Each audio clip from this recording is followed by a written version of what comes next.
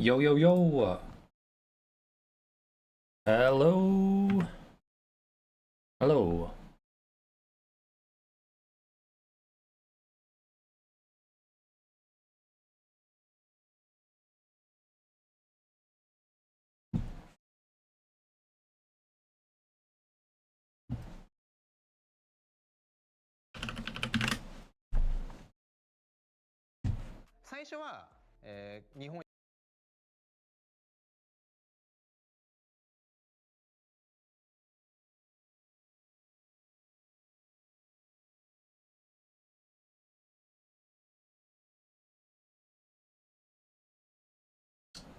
All right. All right. All right. Let's go.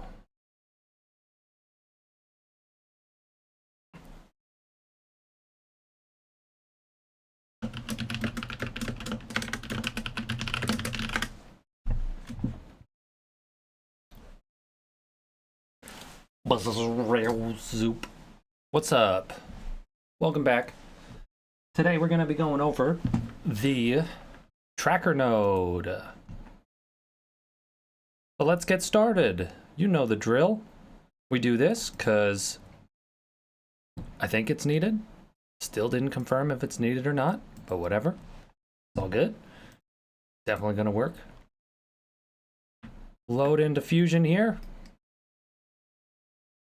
And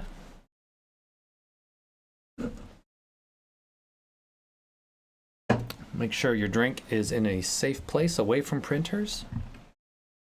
And today we're going to hop right into the tracker node. This chapter shows the many capabilities of the tracker node in Fusion, starting with how trackers can be connected in your node trees, and finishing with the different tasks that can be performed. So yesterday we had some pretty cool tracking with putting the color correction on a elephant that had the movement of the camera was pasted down, and we were able to do our correction and then invert that paste so that things were locked in place, and it made this animation that looked really sweet. Actually, I want to see it real quick. Previously, so where is our elephant? Uh-oh.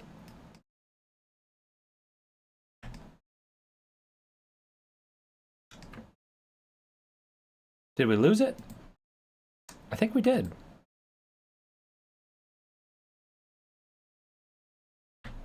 I think we lost our file. We did that. That's happened twice now.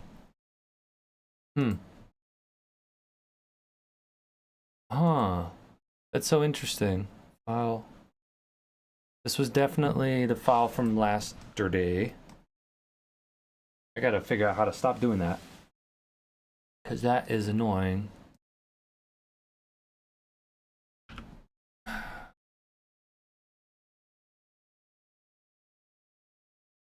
Huh.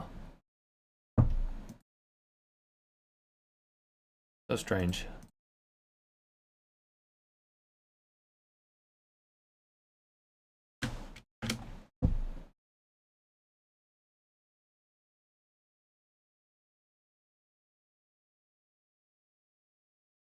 That's so strange that that deleted.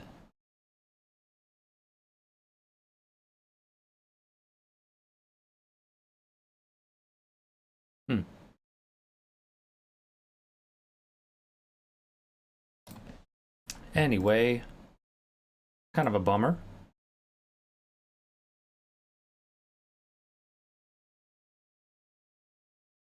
Would have liked to keep that one, but let's see. What could that have happened?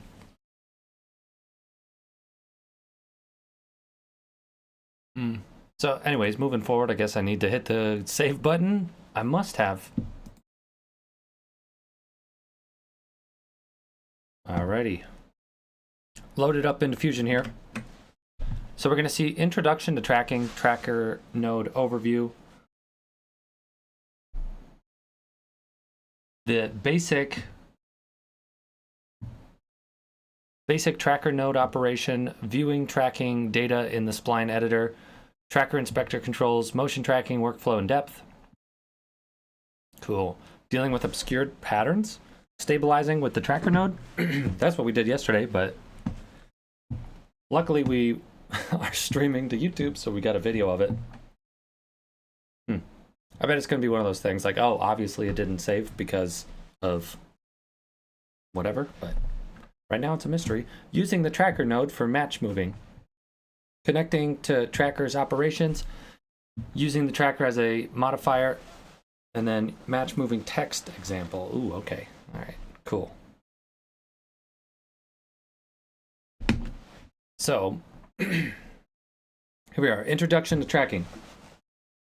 Tracking is one of the most useful and essential techniques available to a compositor. It can be roughly defined as the creation of a motion path from analyzing a specific area in a clip over time. Fusion includes a variety of different tracking nodes that let you analyze different kinds of motion. Once you've tracked motion on a clip, you can then use the resulting data to stabilization. For stabilization, motion, smoothing, matching the motion of one object to that of another, and a host of other essential tasks. Types of tracking nodes in Fusion. There's the tracker, which follows a relatively small identifiable feature or pattern in a clip to derive a 2D motion path. And then this is something sometimes referred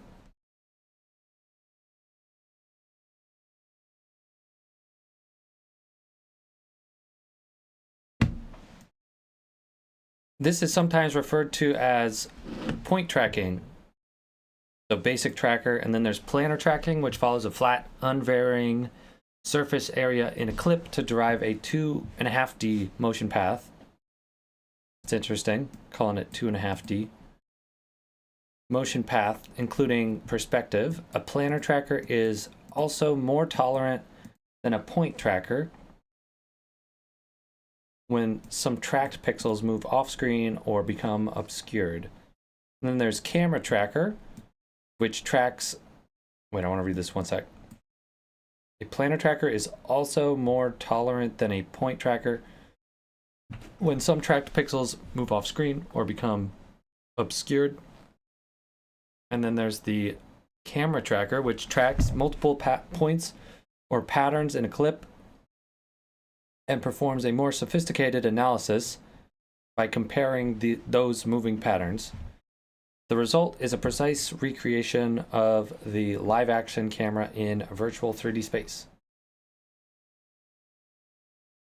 And then each tracker type has its own chapter in this manual. This chapter covers the tracking techniques with the tracker node. Oh, okay. Okay. So the tracker node, I guess that's the one to start with. Made for like tracking single points to derive a 2D motion path. So you only get two axes, and then this is referred to as point tracking. So each tracker type has its own, So tracker node overview. The tracker node is a single node that actually performs tracking, stabilizing, matching, moving, and corner pinning operations. Since the tracker node can transform the foreground input, it can be used to generate tracks and then operate as a merge in a match move or corner pin setup. Or you can use it to produce tracking data only and then publish that data to other nodes in the node editor.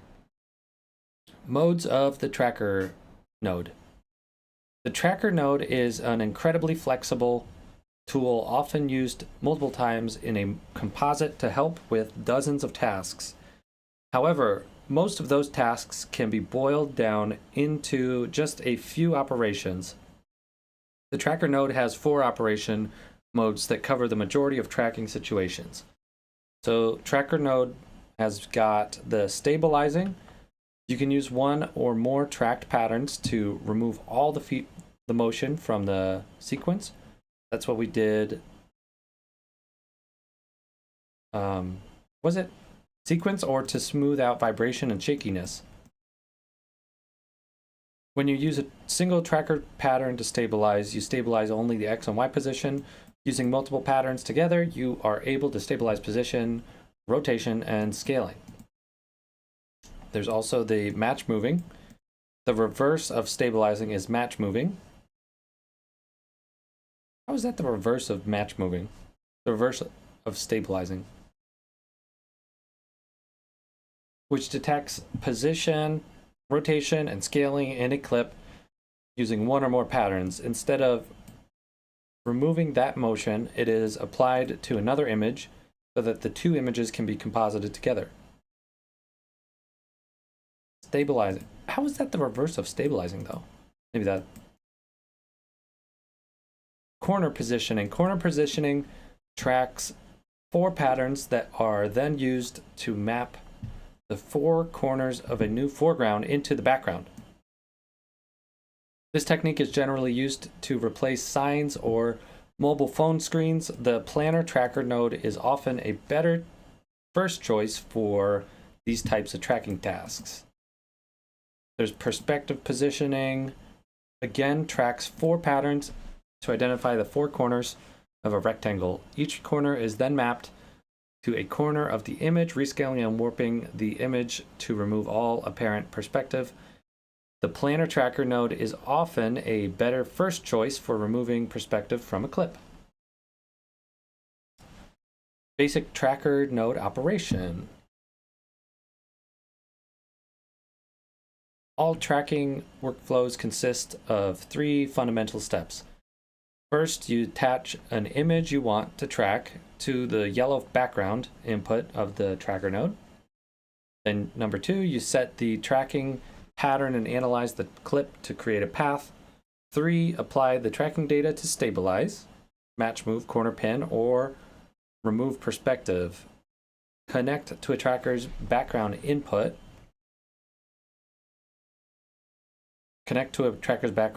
So if you have, you start by connecting the output of the image you want to track to a tracker node's background input. The tracker node analyzes the image that's attached to the background. You can insert the tracker node serially with other nodes if you intend to use the tracker node itself to do a simple stabilization operation, or if you want to use it to perform the function of a merge node in a match move or corner pin operation. However, if you're just using a tracker node to analyze data for use with multiple nodes elsewhere in the comp, you could choose to branch it and leave its output disconnected to indicate that tracker node is a data repository. Leave it stranded like this. Please note that this is not necessary. Serially connected tracker nodes can be linked to multiple other nodes as well. Okay.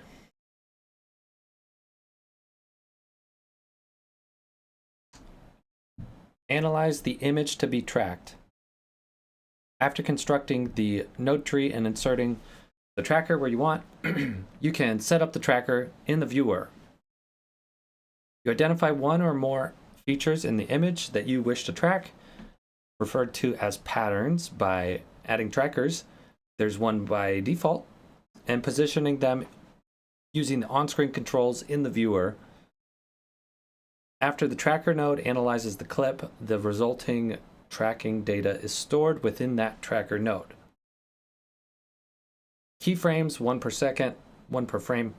Keyframes, 1 per frame, indicate the tracked center and Y data that has been saved, while a motion path shows the path of the tracked data in the viewer. Right, okay, so yeah, that's the motion path. And then this is, pretty straightforward stuff. Apply the tracking data. The resulting tracking data stored within the tracking node is used to stabilize, match, move, corner pin, or remove. Method 1. So let's get some footage. Let's find some footage to track. Feel like heading over to the Envato marketplace. I'm really gonna have to put my link at some point.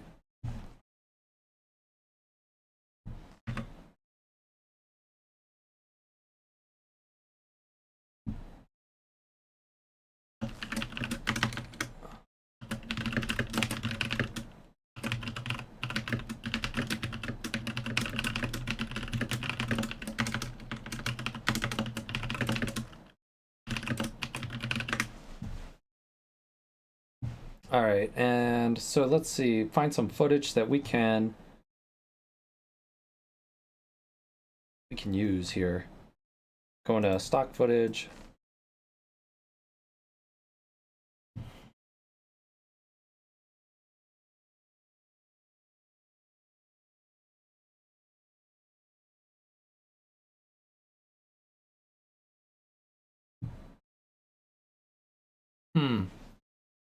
I want to find, well, I want to identify the different types of footage that we can use.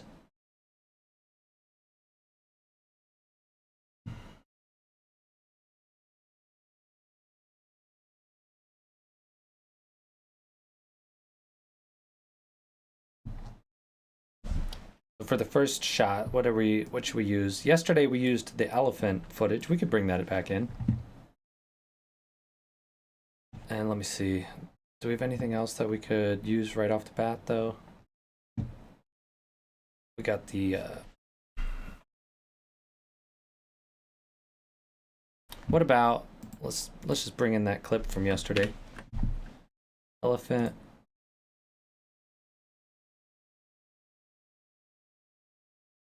Where's our elephant? Here it is. Let's start with tracking the elephant's eye.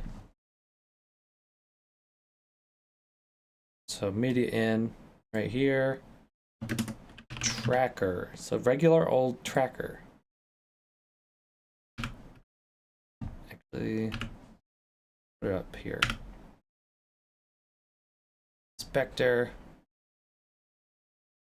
Here we go.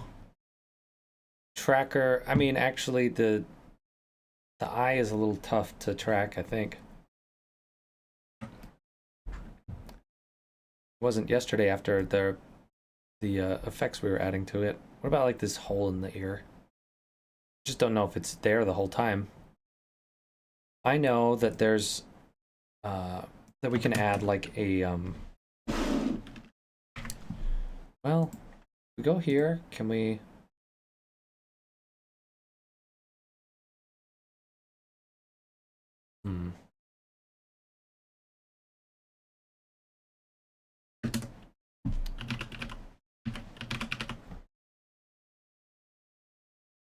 I saw somebody do this. They use the edge detect because you get more extreme contrast.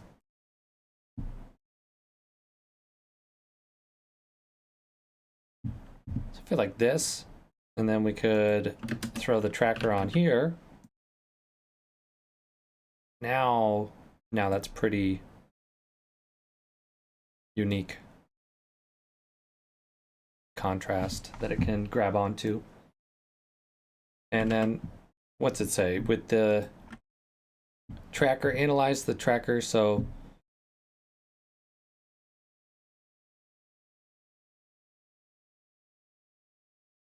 right, so I guess it's a good time to check out the settings over here. We got the frames per point. Oh, so you could do skip frames. You could skip doubles. We got adaptive mode. I've seen this. Best match. Just tries harder. More GPU intensive.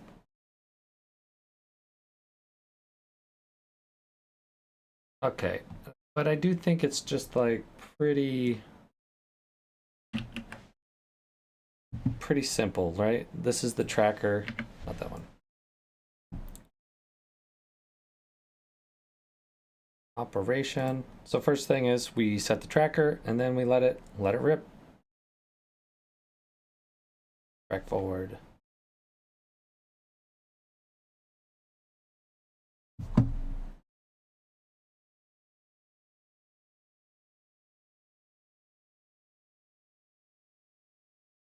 All right, so that worked.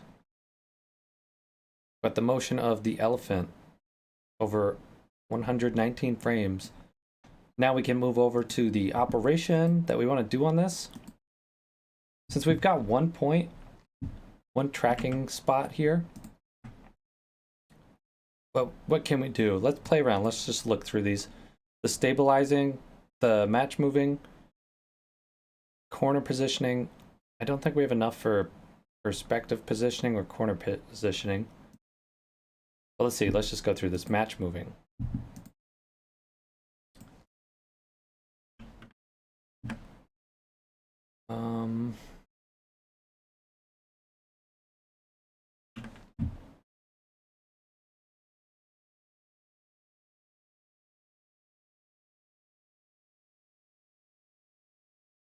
Yeah, so that's cool. So merge, I guess we're only looking at background because that's all we have. We only have this node as a background. We're not combining it, so that worked. Match move seems to work. It's interesting that it's kind of pinning down the spot. The eye doesn't move on screen, right? It's locked onto this spot. Man, that's so... this stuff is so cool to look at. This is so sweet. So that's match move. Let's see. Corner positioning. My guess is it's not going to work. But let's see.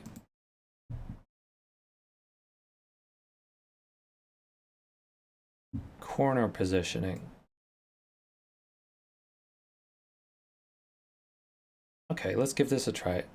Let's see if we're... oh, okay, so we go over here. I don't know. I need to find another spot that's like there. This little bubble thing right here. That's one spot. This also has to be someplace. Here we go. There. And for the last one, do we have another bubble thing? Corner positioning. This might be the wrong type of footage for this example, but let's see. They're all...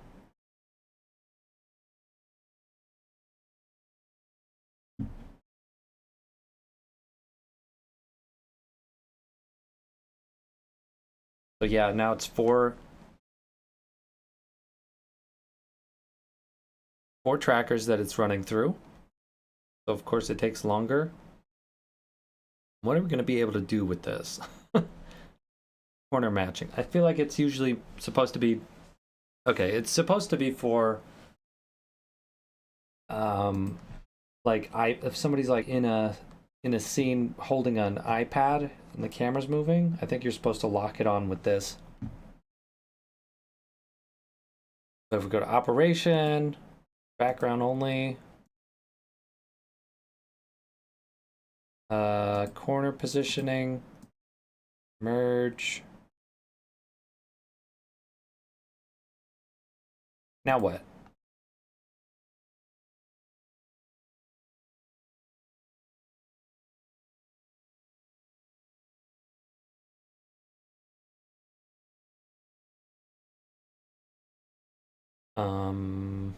Corner positioning,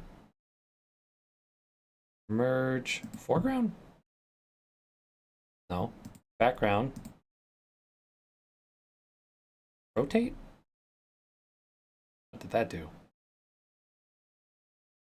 We got the footage here. It is tracking. Perspective positioning. Let's see, does that do anything? Does it? No. Okay, let's go back to the manual here. Let's see.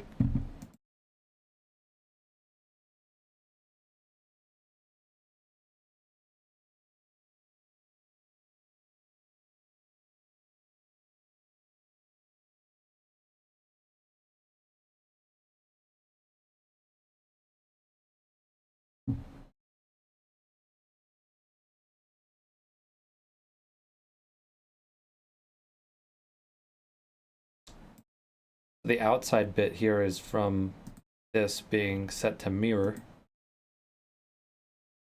The options are, that's not really. I think the real thing to do is you just add another transform and then zoom that thing on.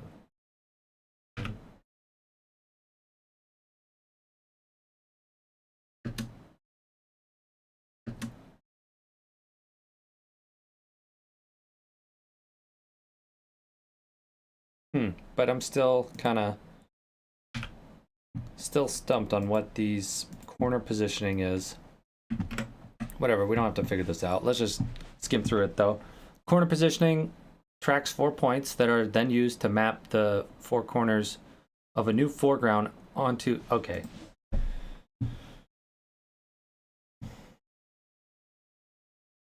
So you're supposed to add in it's supposed to combine.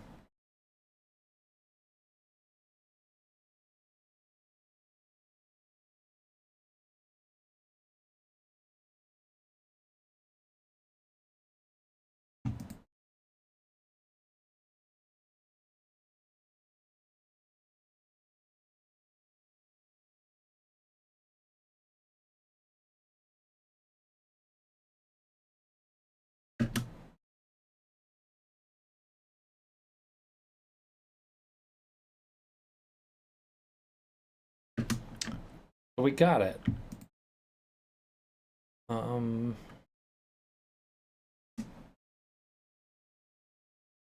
what can we do with that?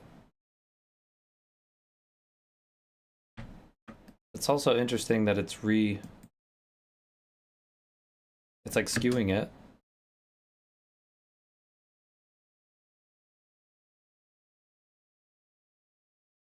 But again, this is not the right instance because this is like an elephant's face. It's not a billboard or something flat. So let's keep going. Perspective positioning. Perspective positioning again tracks 4 patterns to identify the 4 corners of a rectangle, which our elephant is not a rectangle. So maybe we need a rectangle to track. Let's see if we type in, if we look for like bus driving.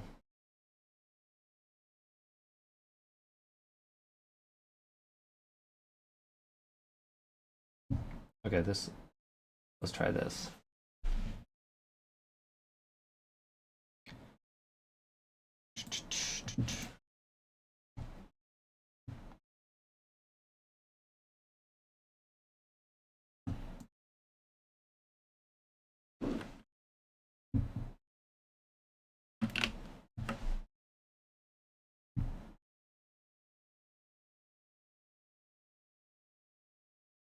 Okay, we got a new thing. I'm gonna hit save today. Maybe that will save the location. All right, so we got this surface. This is a little tricky because it's gonna change perspectives. But that, I think, is the point of the transform here, of the tracker. So tracker, bada bing, bada boom. I'm gonna put this on here.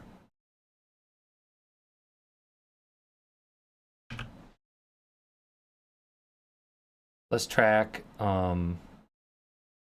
don't know. Let's track this corner. Try to get 4 corners here, right? Corner positioning, that creates, there's one there. This is tracker 3. Let's do it here. Track here. Track this, I guess. And then this one is gonna be right here. Looks good. Okay. I don't think it matters if it's totally wonky like this. Maybe it does. Let's try and track it in a more rectangular way. Okay, we'll still figure it out. And track forward. Oh, that's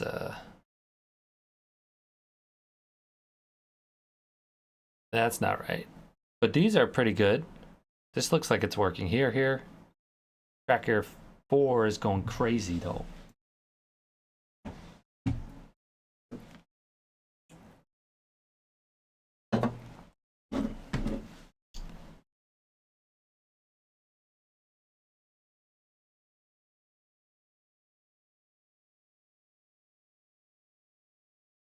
Okay, so tracker, this one.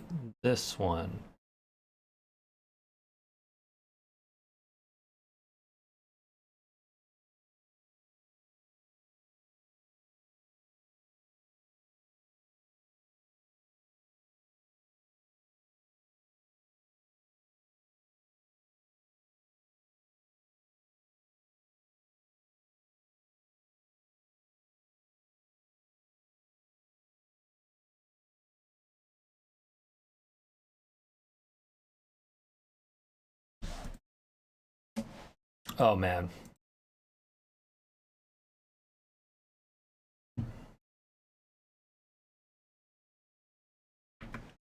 Okay, you know what? Let's just sweep that first try under the rug. And here we go. Frame 0.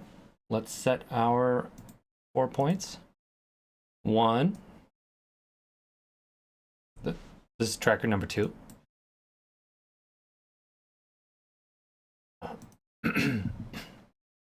Oh, it's a little strange. Corner positioning or perspective positioning. Corner positioning, I guess. All right, so let's try this again. We got some text here. Let's keep it on the S. You know what? Okay, let's do this to the front instead. So we do 1 here, 1 here, 1 here, and 1 here. Okay. Those look like good options. Let's go.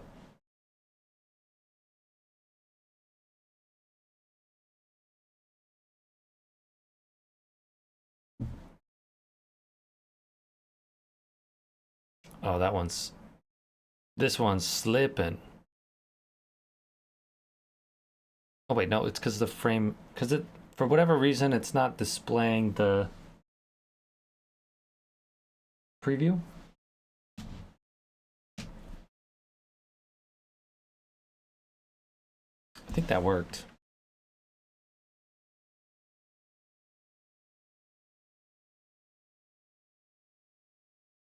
Okay, so we got a good track there, and we can add a rectangle and then a background, put the rectangle on the background into the mask, connect it here. Then, is that thing locked in? It is. That is locked in place, but the only question is, oh wait, hold up. Hold on.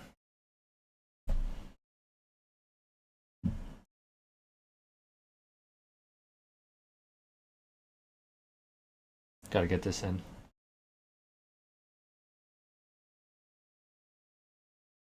There it is.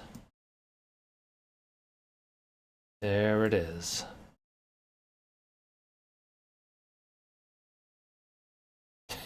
Yes. Yes.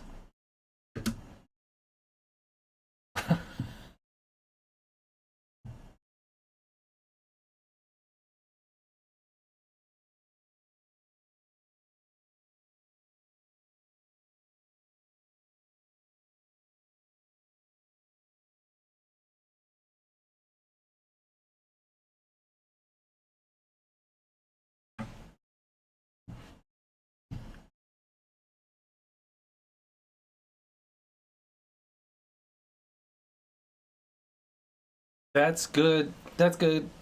I mean, that's high quality VFX right there. Look at that cat. That cat is riding the bus in Delhi, India, just like, huh. We could change the thing to perspective. Oh, God.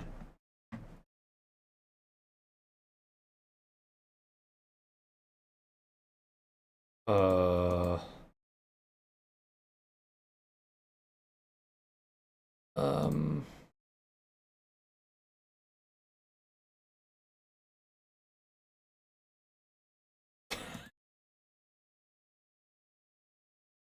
I don't know what any of these. Let's just go corner positioning. There we go. There's our cat. Perfect. There it is. And but one thing that's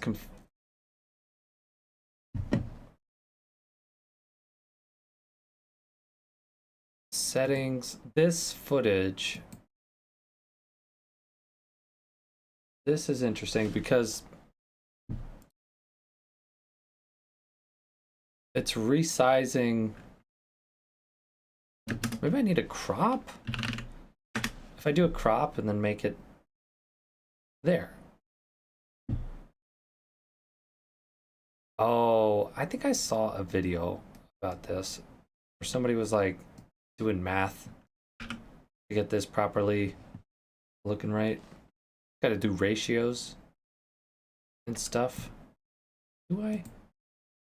Let's see. In tracker, operator can join over. None of that stuff matters. Edges, that's okay. Mapping type? Oh.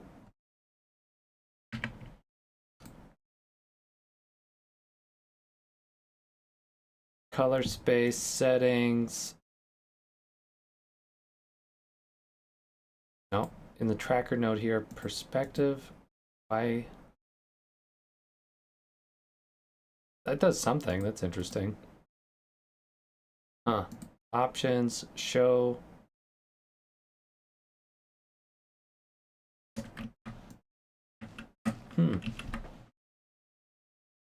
Okay, let's keep moving though.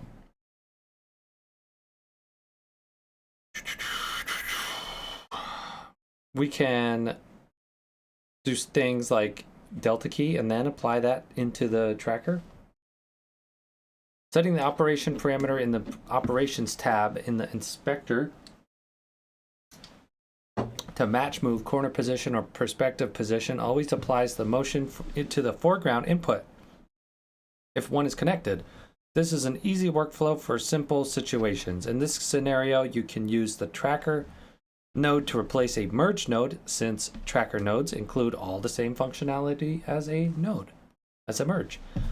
Method 2, connect specific parameters to the tracker node. Alternatively, you can connect the tracking data from the tracker node to the specific parameters of other nodes that will actually do the work. For instances where setting up a match move Setting up a match move isn't just a matter of transforming a foreground image. Each tracker node and each pattern within the tracker node publishes its data for other nodes to use without directly linking to them in the node tree. For example, in the following node tree, an ellipse node is being used to isolate a glow effect for the ray gun prop.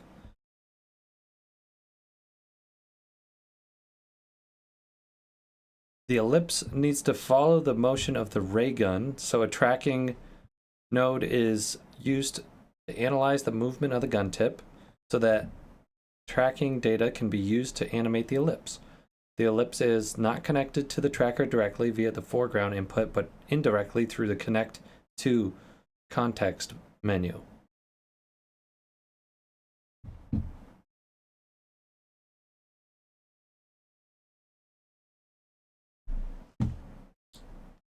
Oh, I get it. So after you ran that tracker, you kind of have that data saved, and you can connect stuff by going to right click over positions you'll be able to see connect to tracker 1.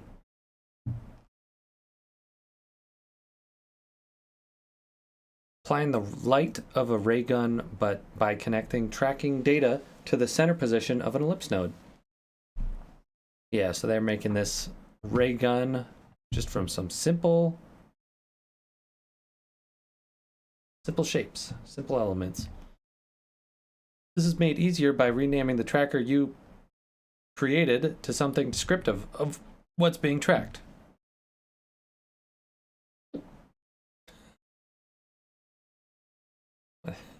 Going on with the hiccups. Once the tip of the ray gun has been tracked, this tracking data is then connected to the center parameter of an ellipse node that's limiting a glow effect by right-clicking the label of the center parameter in the inspector and choosing Tracker 1, Ray Gun, Glow. Offset position from the Connect to submenu of the context menu. Every tracker node in your node tree and every tracking pattern appears within this submenu. And since we named the tracker, it's easy to find. Choosing offset position because it will place the center of the ellipse directly over the path. However, it also gives us the flexibility to offset the ellipse if need be, using the offset controls in the inspector. You can connect the data from a tracker node to any other node's parameter. However, you'll most typically connect track data to center, pivot, or corner XY style parameters. When you use tracking data this way, it's not necessary to connect the output of the tracker node itself to anything else in your node tree. The data is passed from the tracker to the center parameter by linking it with the Connect to submenu. Viewing tracking data in the spline editor. Tracking data can be seen in the viewer as a path or as a displacement spline. In the spline editor, you can manipulate the tracking data in either place. Oh, that's cool. The tracker uses a displacement spline by detail that indicates how far the tracking point is based on the original location. It is great for modifying velocity, but it doesn't tell you anything about direction. If you need to nudge a few points in a certain direction, you can convert the displacement spline to an XY coordinate spline. Right-click in the viewer to bring up the context menu. At the very bottom is a reference to the path the tracker created called Tracker 1 Path Polyline. Choosing it calls up a longer submenu where you can choose Convert to XY Path. So if you need to modify this, you got to right-click and find Convert to XY Path. For more information on displacement splines, you can check out that chapter. Tracker Inspector Controls. The layout of the Tracker Nodes tabs in the inspector reflects this workflow. It's divided into 3 main tracker tabs, as well as the Common Settings tab. The Tracker Control tab. This is where you create on-screen trackers with which to target patterns and where the controls appear that let you perform the required track analysis.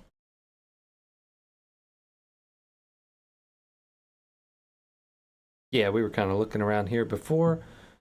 We've got the sections here, the stuff here. What's this? The display options. This is where you can customize how the on-screen controls look in the viewer. Oh.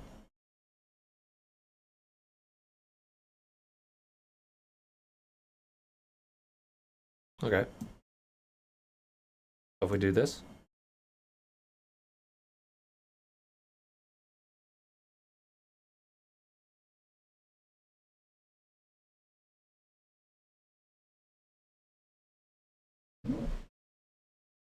Oh, on dragging, enlarge. So if we make this larger and then we try to, I don't want to mess it up. Whatever. Whatever. Why would you want to do that? I don't know.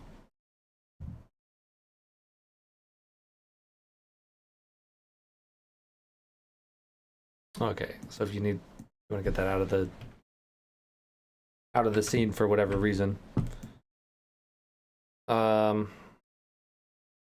Motion tracking workflow in depth. Yeah, let's do it. Let's go a little deeper.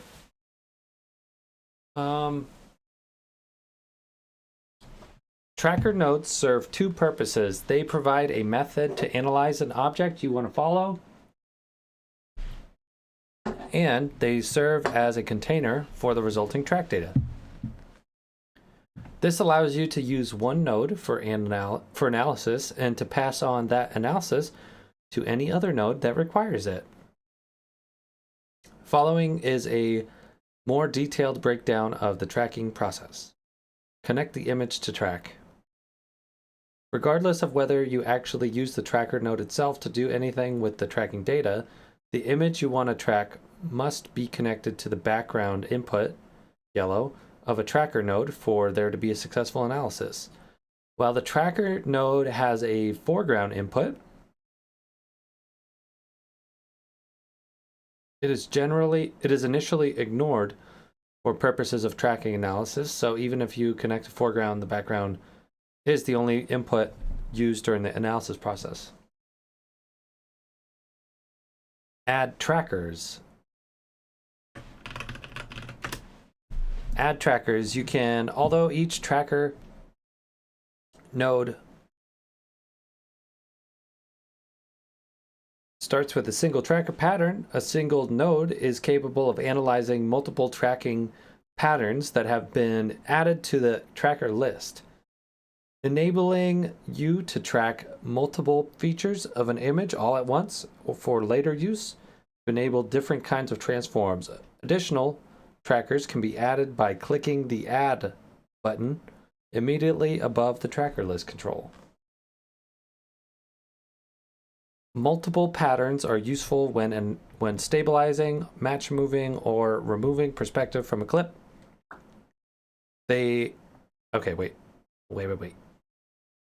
Multiple patterns are useful when stabilizing, match moving, or removing perspective from a clip. They also help to keep the node editor from becoming cluttered by collecting into a single node that would otherwise require several nodes. Working in the tracker list. To select a tracker, click the name of the tracker you want to select. To rename a tracker, you can rename it. To do so, you double click the default name of the tracker in the tracker list, and you type in a new one. Tracker, easy peasy. Easy peasy. To delete a tracker, select a tracker and click the delete button. Enabled. An enabled tracker will retrack its pattern every time the track is performed. Its path data is available for use by other nodes, and the data is available for stabilization. Enabled. Wait, so can we say where's the oh, is that what it is? Did I do it? That's disabled now, I think. Suspended when the checkbox appears gray. Yeah, I think that's it. That's suspended. That doesn't look gray though, but I think that's what that means. An enabled track will retrack the data. Yeah, so when it's suspended in this state, it does not retrack its pattern when the track is performed, which it's good to know. Good to note, isn't it? Like, these are all good, but if we wanted to add another track, we would put this to this, and then with one more track that could be set to something else. I don't know, put it over on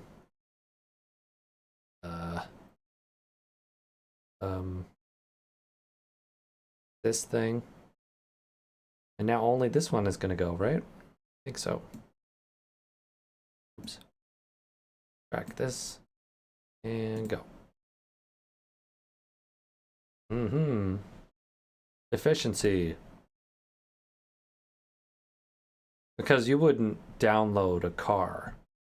You wouldn't download a bus. So that's how you do that. A little more efficiently. And then disabled is you turn them off.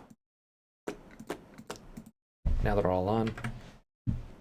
Position the pattern boxes. A pattern is the region of pixels that are targeted for tracking within an image using a pattern box. The pattern box is defined in the viewer by a rectangle when a tracker is active. A single tracker node can have many pattern boxes, each targeting different patterns. Each tracked pattern will produce its own motion path. Clicking any part of a tracker's on-screen controls will select it. Selected pattern boxes are red, while deselected pattern boxes are green.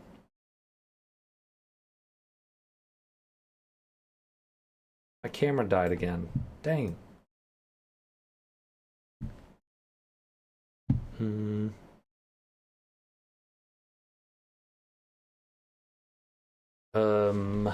Let's see.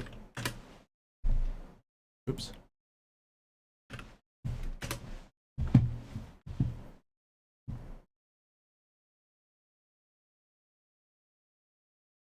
I think I should have this program open the whole time when I'm streaming, I guess. You know what? I think it's the fact that I never converted this to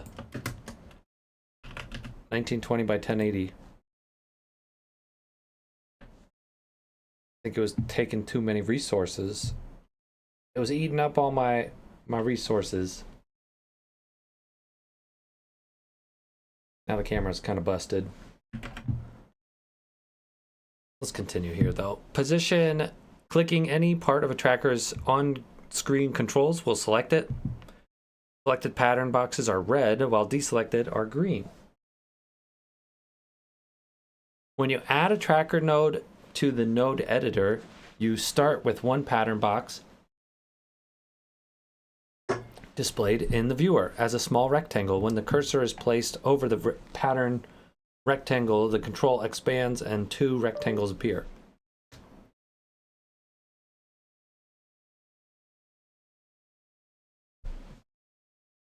The outer rectangle has a dashed line and the inner rectangle has a solid line. The outer rectangle is the search area and the inner is the pattern. If you need to select a new pattern, you can move the pattern box by selecting the small and easily missed handle. The top left, yeah. We already demonstrated this. While moving, you get like a zoom pop-up for zooming in. And then you place your pattern. And your search area can get drawn as well. The larger, the more processor heavy. The magnified pattern box does not take viewer LUTs into account. Oh, that's kind of interesting. When using log content, it may make it easier to position the tracker if you temporarily insert a brightness contrast node. Oh yeah, that's what I was doing with the edge adjustments.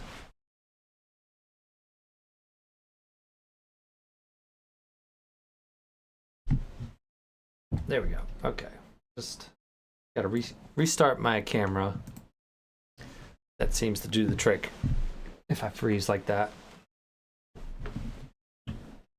So you can refine the search area. A second rectangle with a dotted border surrounds the pattern box. This is the search area. When progressing from one frame to another while tracking, the tracker analyzes the region defined by the search area. which surrounds the last known tracker position in an attempt to relocate the pattern.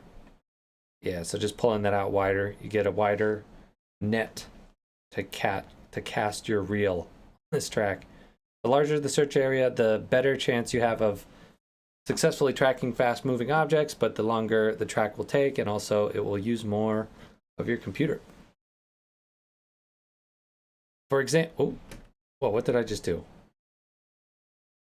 How did I make that green? That's cool.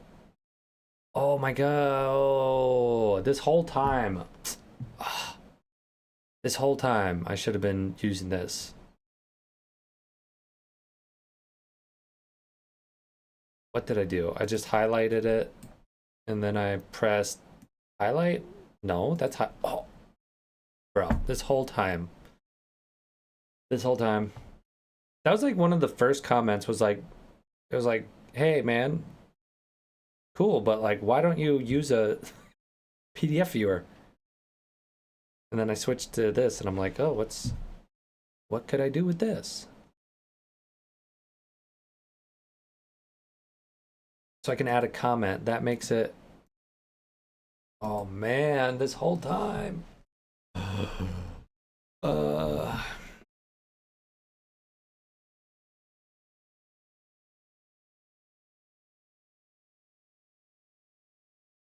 Here, my comment here is going to be, I just learned how to comment and highlight text in PDF.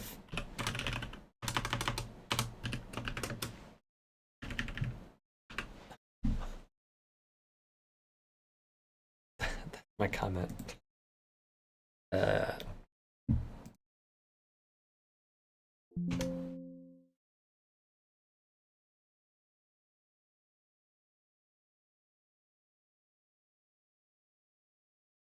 Cool.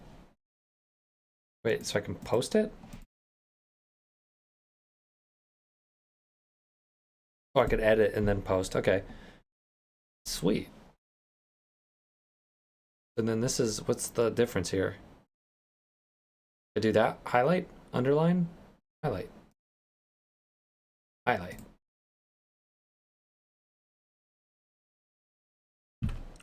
Cool.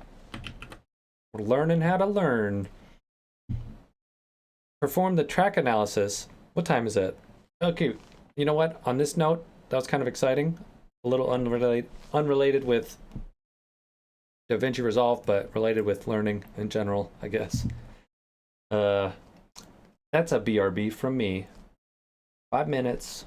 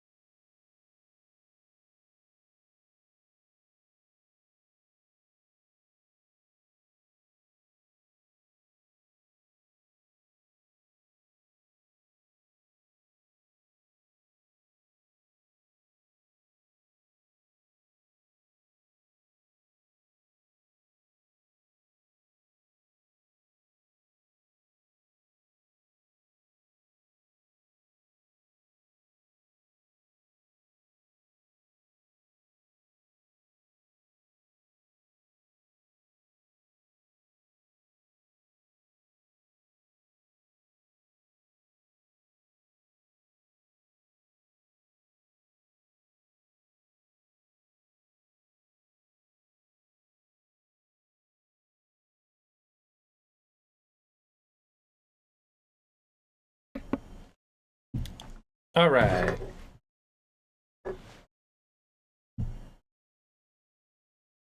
The thought just crossed my mind. I was like, man, I feel like I'm reading all these words. We pretty much saw like exactly how to do this, right? Not exactly, but demonstrated it, that we understand it.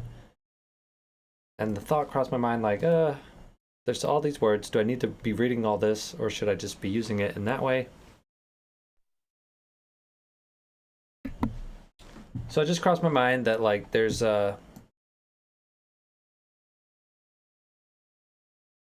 so many words here going into so much detail about the tracker node when like we do get the idea of it, right?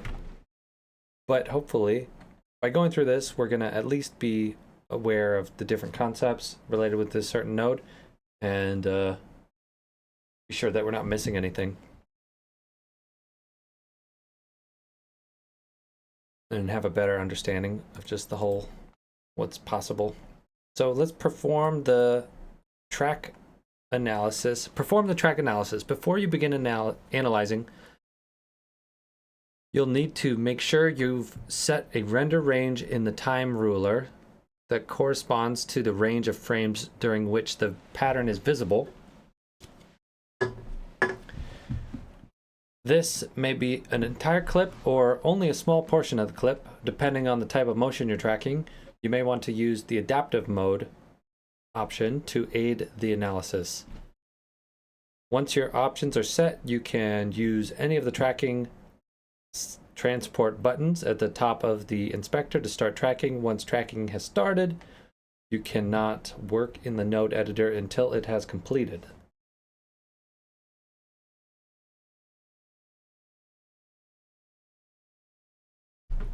To begin tracking, do one of the following. You can go track reverse to track from the very end. To track from the very end of the render range.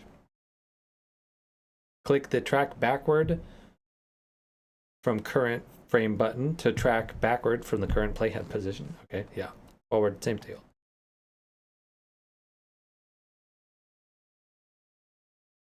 Tracker here, we've got track forward from current frame,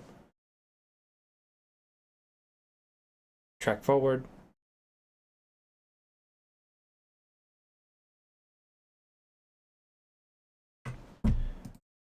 To stop tracking, do one of the following. You can click the stop tracking button in the tracker transport.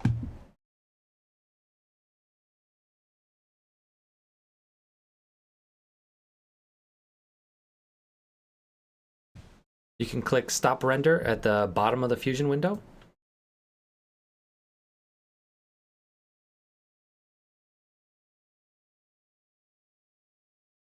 Where's that? Where's this?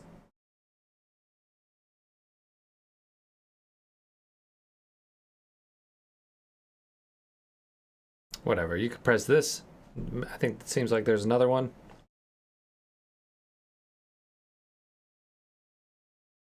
And then you can press the escape key as well. So when tracking is complete, the path will be connected to the pattern.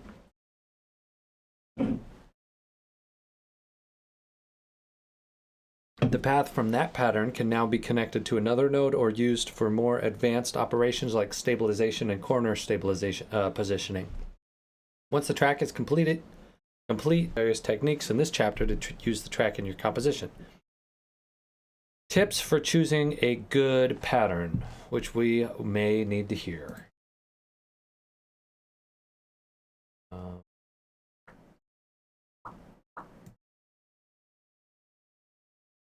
The tracker works by searching each frame for the pixels contained in the pattern. In order for a track to be successful, a fairly high contrast and unique region of the image must be located in the footage. This process is known as pattern selection. They keep saying pattern. I guess that means like I found a pattern here that it's tracking. So high contrast. The first step in pattern selection is to review the footage to be tracked several times. Watch for candid patterns that are visible through the entire range of frames.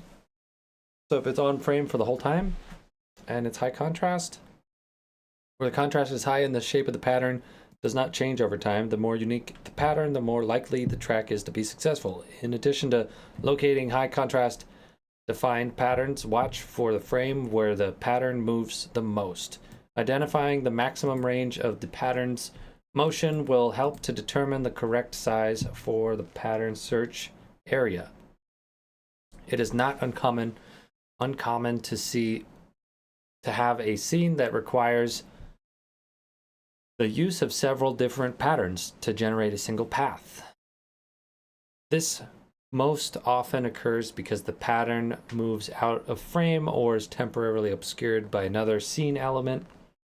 Combining patterns into a single pattern is described later in this chapter. Yeah, that's kind of important. That's really important. Fundamental. Selecting the patterns image channels. Oh yeah, that's actually what I was trying to figure out to do earlier. If we see this and then we select this pattern, tracker 1. Okay.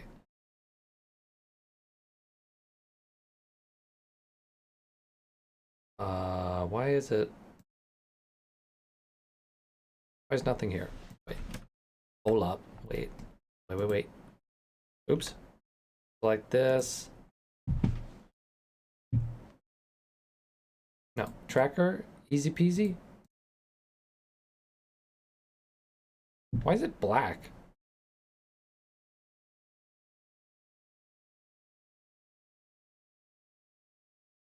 Okay, so what? If we have this tracker here, we got this thing. We could sift through these to find the better channel to grab with more contrast. Like, I guess the green has the most contrast here. Cool. Cool.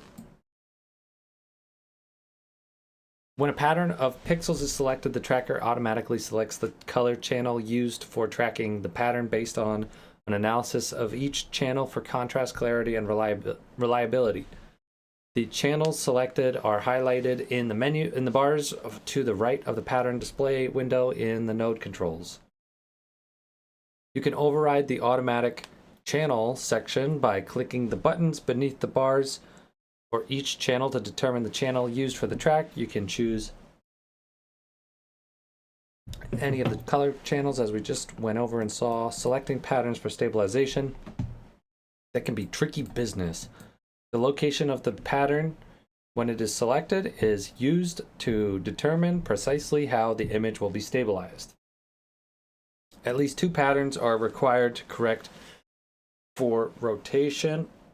Using 3 patterns will correct for scaling,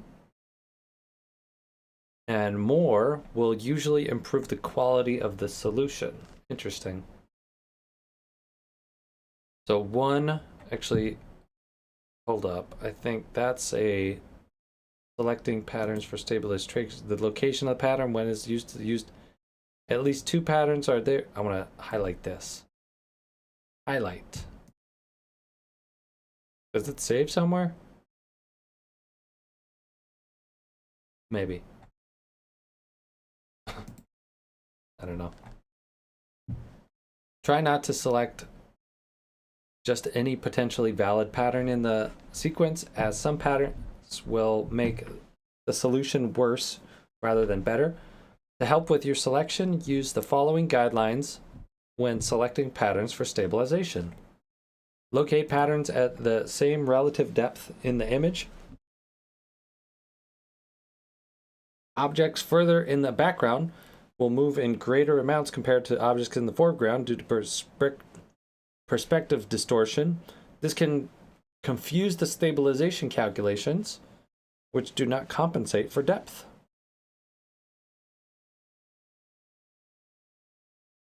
Locate patterns that are fixed in position relative to each other.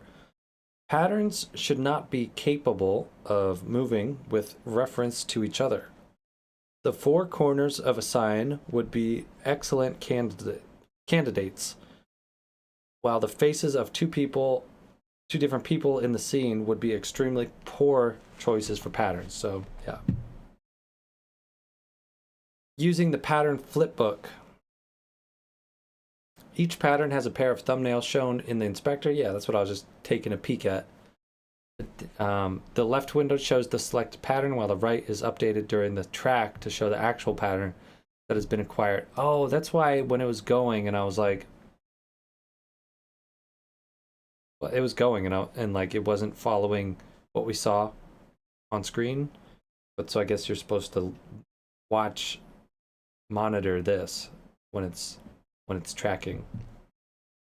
Let's do another track and experiment and try that out. We can do the trick where we put these all to gray, so it's not actually tracking that and wasting resources.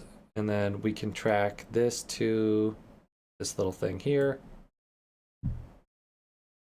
And actually, this should be even smaller of an area to track. Yeah, that's all we need. We just need this little amount.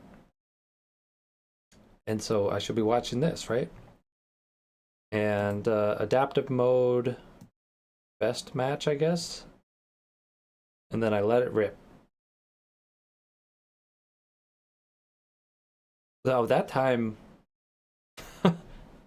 it was able to display what it was tracking in real time as it tracked. Probably because one, this was such a small square. Two, we're now tracking in 1920, 1080 rather than 4K. And then three, because we turned off these, so it was only focusing on one track at that time.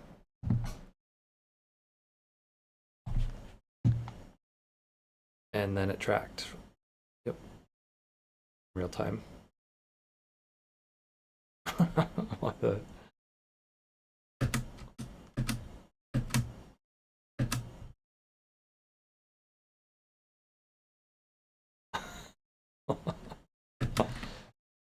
Wait, let's keep reading and then I redo that.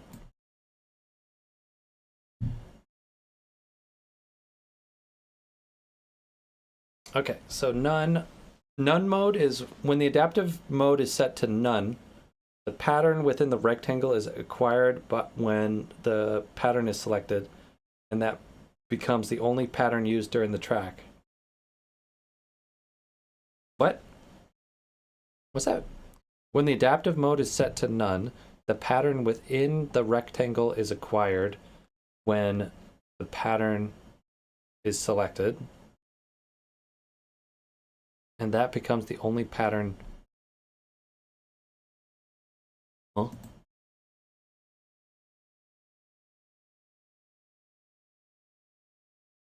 Oh.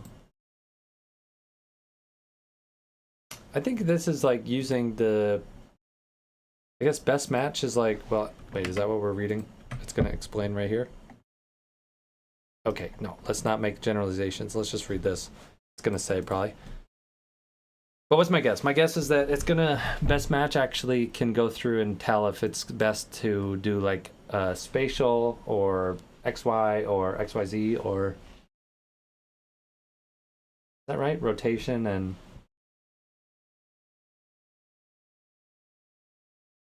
okay. When every frame is chosen, the pattern within the rectangle is acquired when the pattern is selected. What? When every frame is chosen, the pattern within the rectangle is acquired when the pattern is selected. The pattern within the rectangle is acquired when the pattern is selected and then reacquired at each frame. The pattern found at frame 1 is used in the search on frame 2. The pattern found on frame 2 is used in the search from frame 3. Aha. Got it. See, this is why we're reading this stuff. Wrap your head around it. And so on. So every frame it like analyzes the square when it's on every frame. Another frame, make another one here. This is every frame. Put it on this thing. And so every frame, it's reanalyzing our track's place. Actually, that's a little too small, I think. There we go. All right, so that's our tracker. And so every frame, it reanalyzes it. So it's like gonna change. It's not gonna be the same. This is pretty similar. Something maybe here would be better. You know what? I'm gonna delete these as well. Delete, delete, delete, delete, delete. Then every frame tracking is slower and can be prone to drifting from sub-pixel shifts in the pattern from frame to frame. Its use is therefore not recommended unless others fail. Okay.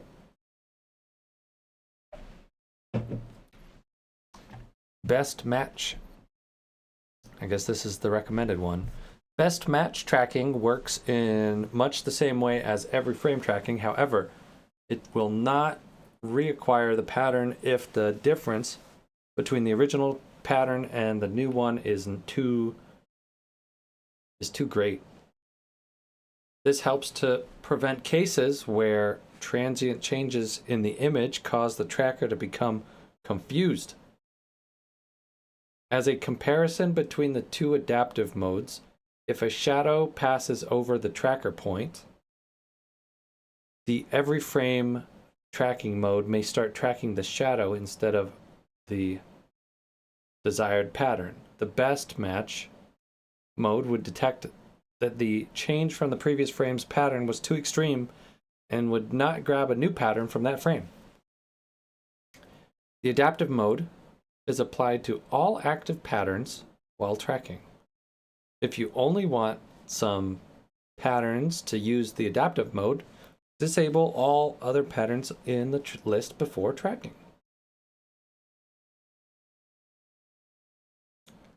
What's that last bit? If you only want some patterns to use the adaptive mode, disable all other patterns in the list before tracking. Okay. So dealing with obscured patterns. So I guess, yeah. How do we do that? Also, how's our elephant doing? Let's go visit Mr. Elephant. And we can turn this off, right?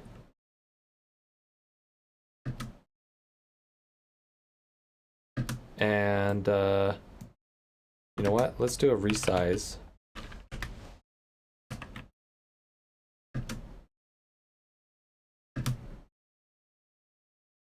And playback. We can also, did I not? I probably should be able to press this, set this to default, like.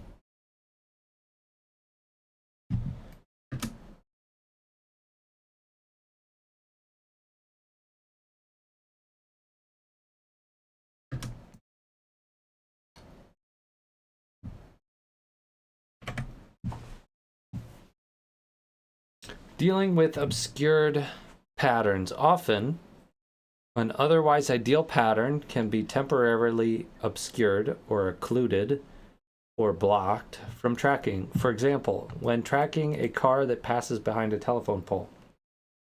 In these situations, you divide the render range up into two ranges.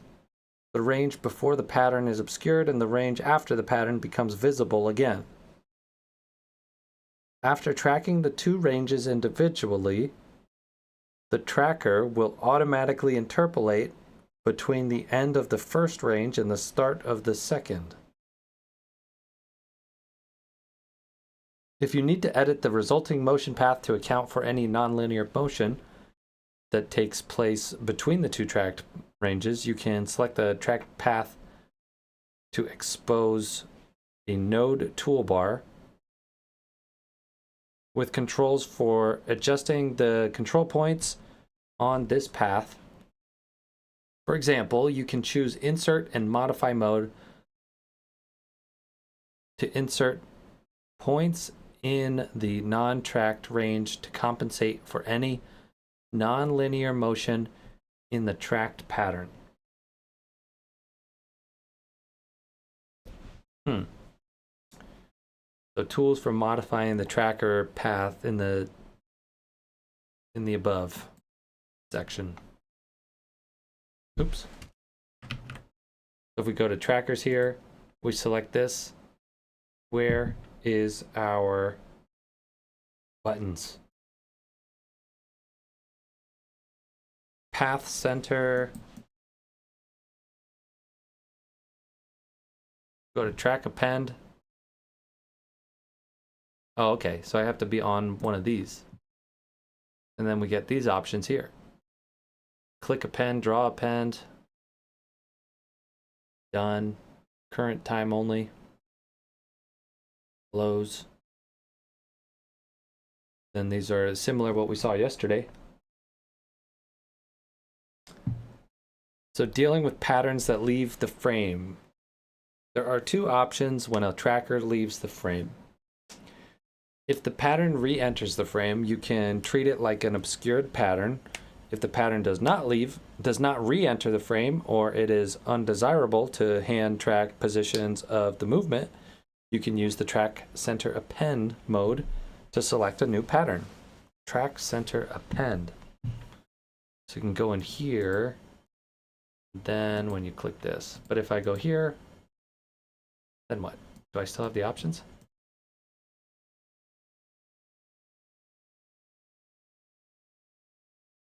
Oh.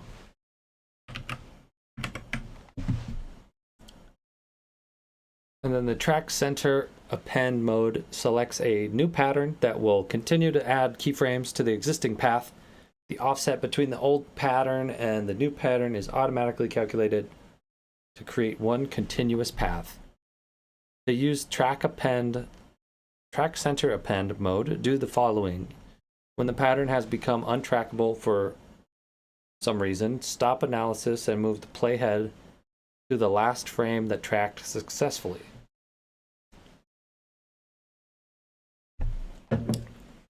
Choose track center append. So when the pattern has become untrackable for some reason, stop analysis and move the playhead to the last frame that tracked successfully. Oh. And then choose track center append from the path center pop-up menu in the inspector. Now drag the pattern selector to a new pattern that can be tracked from that point onward, restarting tracking from the current frame. Oh, this is key stuff right here. If you have a track that didn't work out, then you can click append. Let's see if we can find a an example in this footage from before. Actually, I guess we didn't have to reset this up, but whatever. But we did, so whatever. Here we go.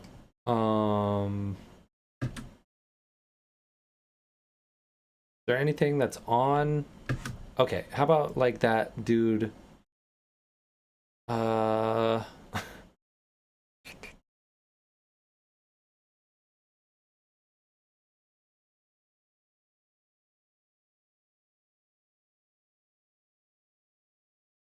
There's nothing like.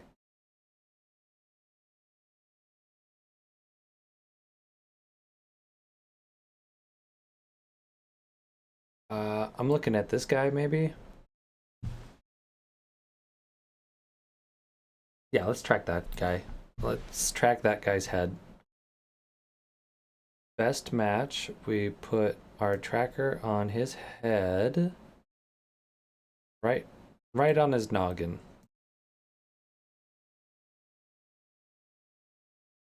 That.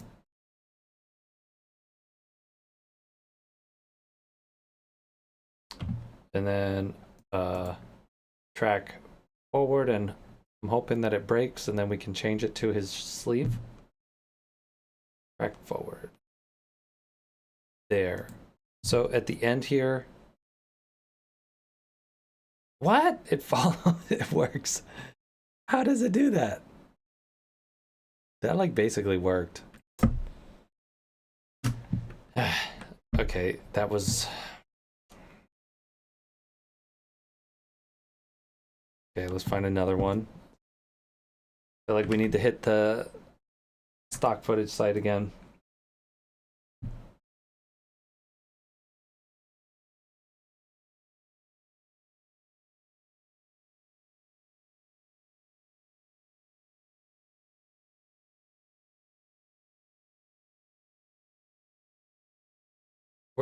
I'm looking for footage. I'm trying to find footage where something gets obscured that you'd want to track.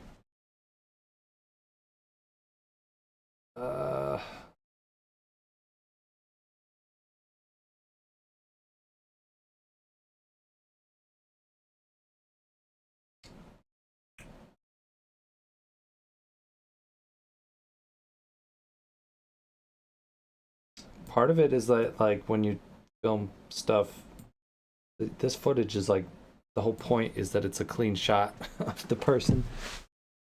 But we're trying to find like an obscured thing that would want to track.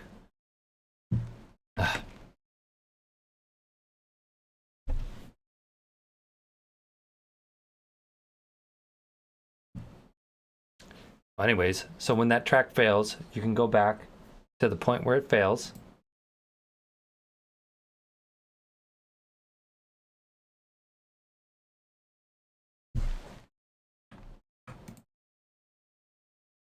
And then you can append. Excuse me.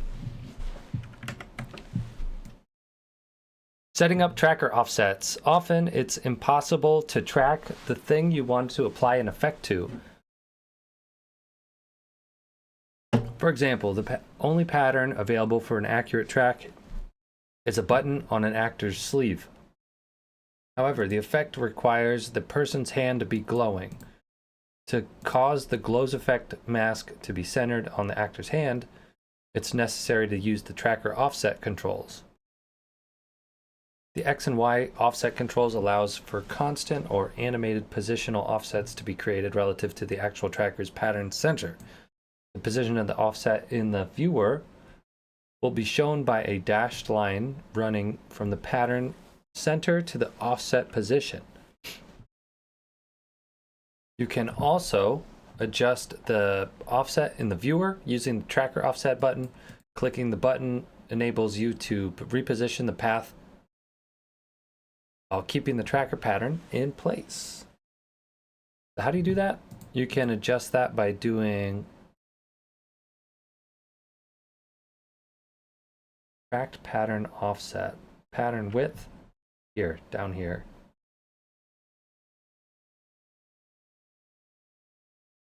Oh.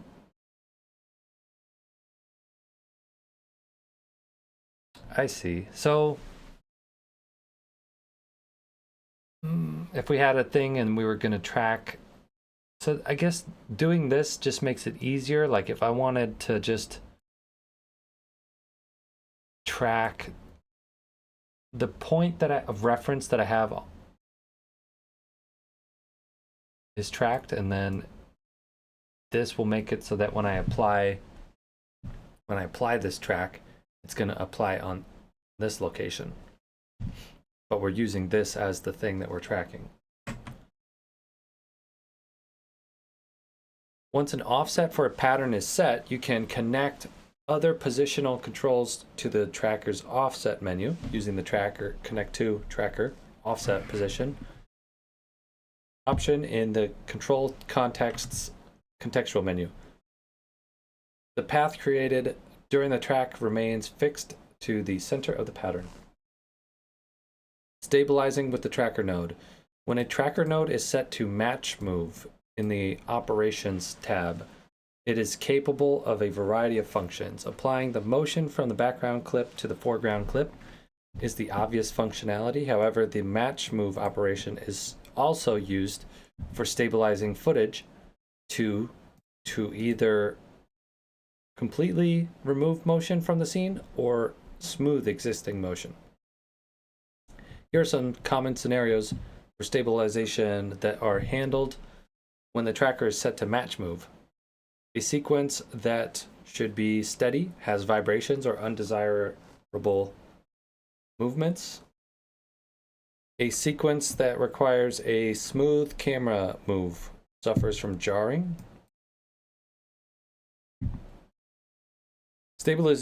Stabilization using the tracker match move mode. Stabilizing motion completely removes the appearance of motion from the image.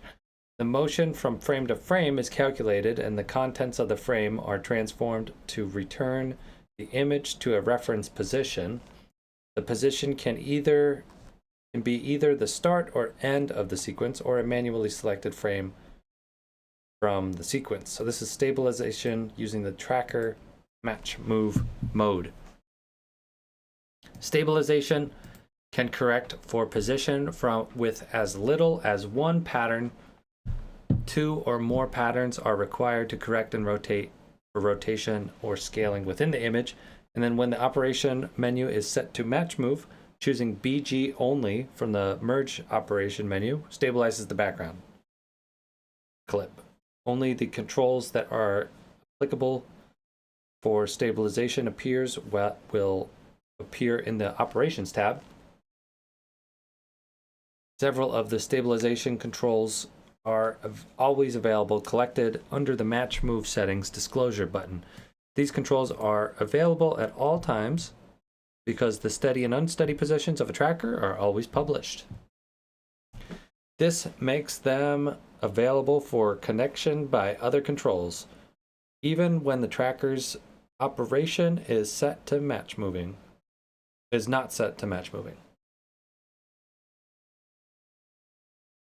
Merge. The merge menu determines to which input connection the tracking data is applied. When stabilizing an image to remove all motion or smooth the motion, the merge button must be set to BG only. Edges. The edges menu determines whether the edges of an image that leave the visible frame are cropped. Yeah, we kind of played around with those. You can make it wrap or mirror. Position, rotation, scaling. Using the position, rotation, scaling checkboxes to select what aspects of the motions are corrected. Match move settings. Options for the match move settings include pivot and reference. What's pivot? Pivot type for the stabilization is used to calculate the axis of rotation and scaling calculations. This is usually the average of the combined pattern centers, but may be changed to the position of a single tracker or a manually selected position. Interesting. And then there's reference. The reference controls establish whether the image is stabilized to the first frame in the sequence, the last frame, or to a manually selected frame. Any deviation from this reference by the tracked patterns is transformed back to this ideal frame. And as a general rule, when tracking to remove all motion from a clip, set the merge mode to BG only. The pivot type to tracker average or selected tracker, and the reference control to start end or select time. Smoothing motion. When confronted with an image sequence with erratic or jerky camera motion, instead of trying to remove all movement from the shot, you often need to preserve the original camera movement while losing the erratic motion. The start and end reference option is designed for this technique. Instead of stabilizing or to a reference frame, the tracked path is simplified. The position of each pattern is evaluated from the start of the path and the end of the path along the intervening points. The result is smooth motion that replaces the existing unsteady move.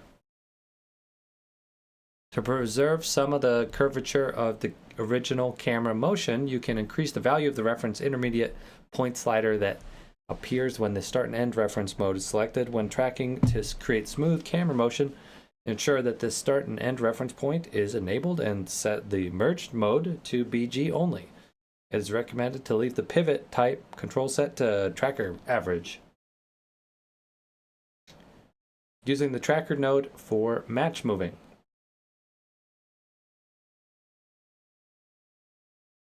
A simple match moving example is shown at the beginning of this chapter, but this section presents additional details that you may not have been aware of. Examples of match moving include a static CG element must be believably added to a moving sequence. Two sequences with different motions must be composited together. Oh, that is actually what... that's what I had going yesterday, or 2 days ago. That's what I had. I want to try that now. I think we're going to be able to set that one up. I'm going to highlight these and make a comment for myself. Try setting up the desert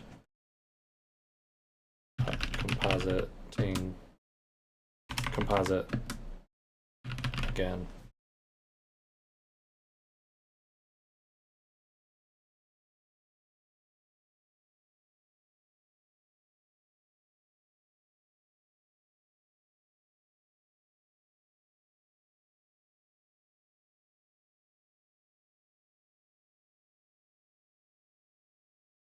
Some clips may need to be stabilized so that an element from another source can be added to the shot.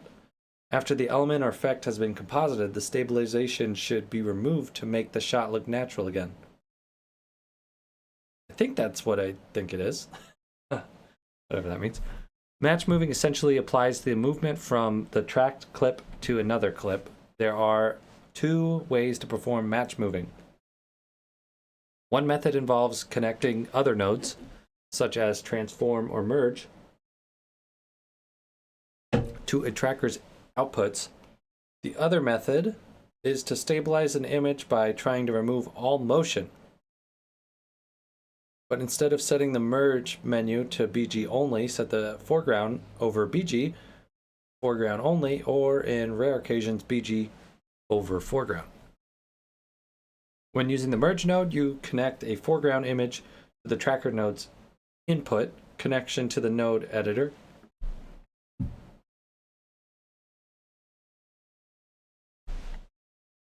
Enabling the foreground only mode will apply the motion from the background to the foreground, and the tracker will only output the modified foreground image. This result can later be merged over the original, allowing further modification of the foreground to be applied using other nodes before merging the result over the background. I feel like the key is in there, but what was that? Oh man, I got the hiccups today.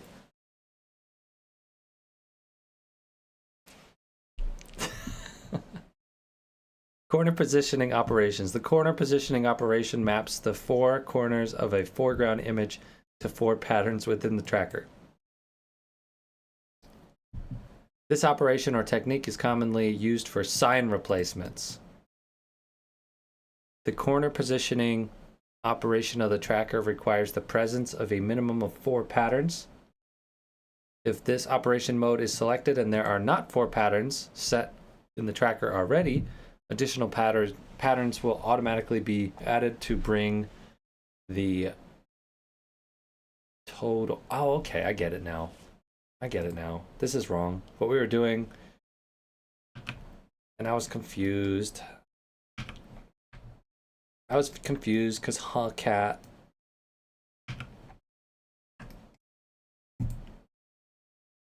was displaying in a distorted way, but you're supposed to connect the 4 points to a sign. And then you just have your media placed in there. Actually, that still leaves the consideration of like how to get the correct aspect ratio.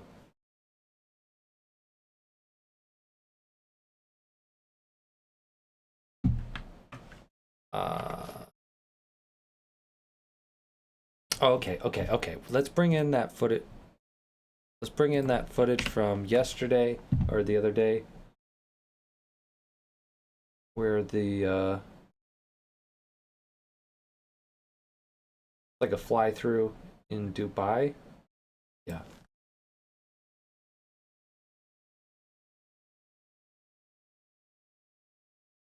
There it is. It's already 1920 by 1080. Okay, so we're looking at this. Okay, yeah, obvious. Oh my god, this is the right one to use. So we bring up the tracker. It's already the right size as well. We can add, and we're gonna. This is the perfect. Why wasn't I doing this before? Although kind of weird that I'm not seeing the display.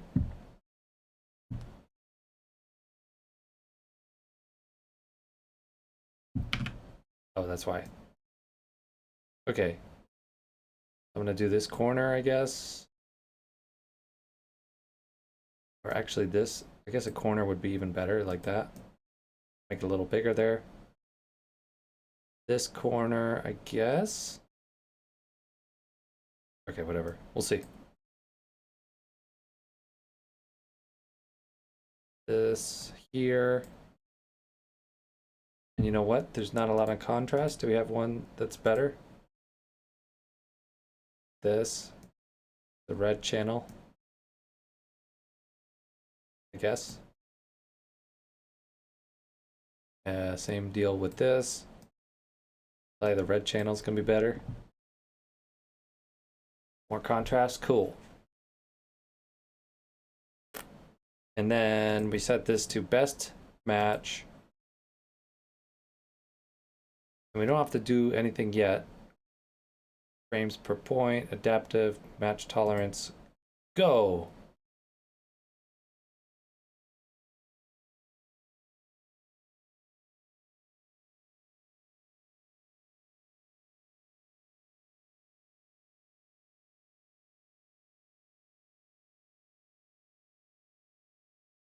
Heavy on the computer.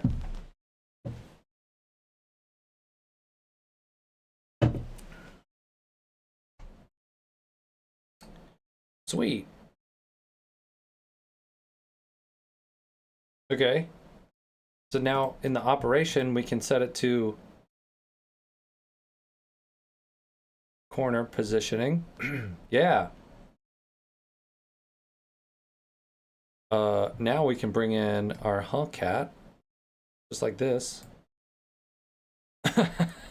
Yeah.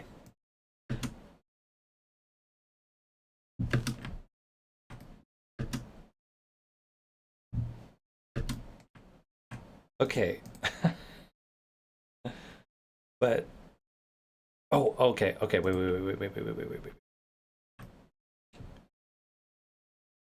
So if I wanted to modify, like I guess I'm trying to position, yeah. Oh, I'm getting it. I'm figuring this out. We're getting there. This is tracker 2. We can place it in the right place. Oh yeah, this is gonna be a perfect track. I mean, it's gonna look perfect. What we're figuring out how to do is how to make this stuff look perfect. I think that might need to fix. But this is tracker 4, tracker 3. Put this in the corner over here.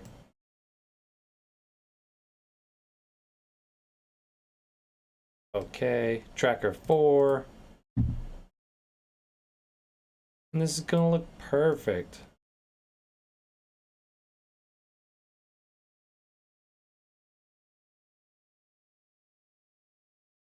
Wait, is it? Oh god. Oh. Oh, it's not perfect, right? It's a little tricky because this is like if I'm placing it here, it's basically on the back part of the frame. So if I were to extend that, this should be like over here. So let's do that, and then maybe I'm gonna have to, I don't know, let's try. So just trying to, so it'll be around here.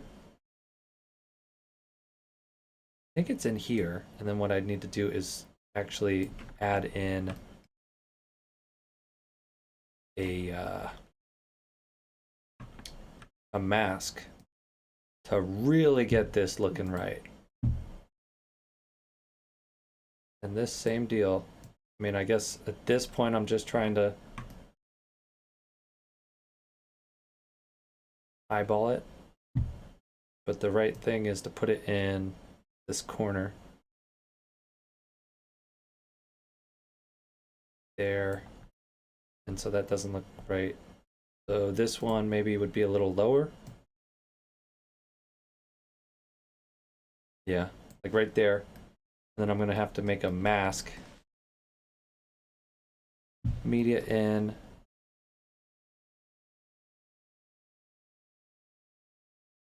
So what is this mask? I think I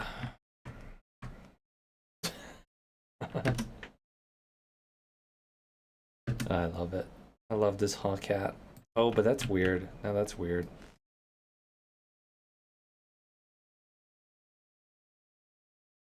Ah.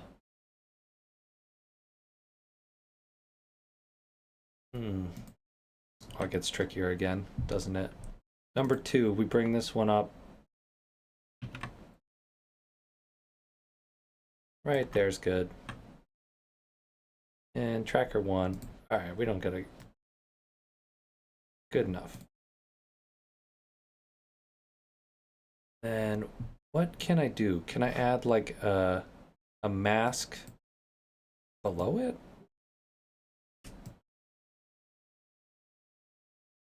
I don't think that's how this works.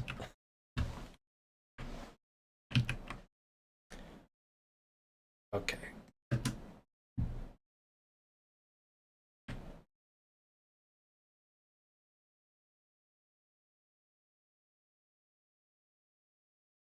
And it's also like perfect with the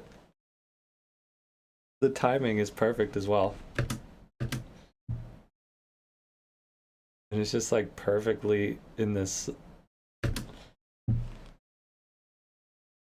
Yes.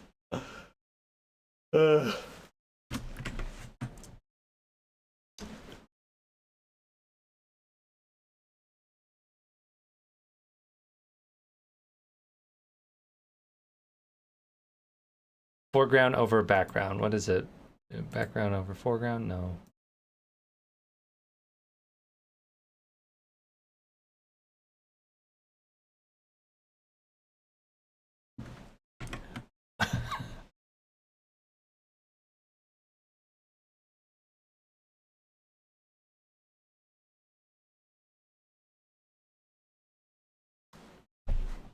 So that is corner positioning operations. The corner positioning operation maps the 4 corners of a foreground image to 4 patterns within the tracker. This operation or technique is most commonly used for sign replacement or cat inputting into monuments. The corner positioning operation of the tracker requires the presence of a minimum of 4 patterns. If this operation mode is selected and there are not 4 patterns set up in the tracker already, additional patterns will automatically be added to bring the total up to 4. When this mode is enabled, a set of drop-down boxes will appear to select which tracker relates to each corner of the rectangle. It has no effect when the merge control option is set to BG only. Perspective positioning. The perspective positioning operation is used remove perspective from a foreground image or apply the perspective from one sequence to another. This can be useful when you need to paint out an area that is distorted by perspective. Yeah, so like what we did yesterday with the elephant, that was perspective positioning, where we took out the subtle movement. We just pasted it down so we could make our adjustment and then inverted that back so that it was unapplied. Let's see if we have this bus, this bus. All right, let's get rid of this, clean this up a little bit. This is our elephant. What if we go to operation, perspective, get rid of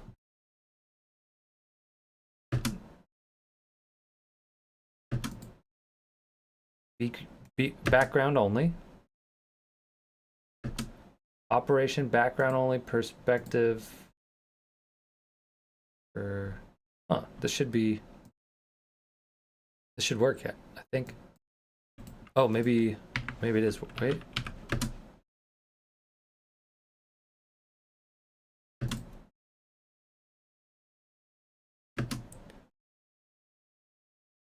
Match move, corner.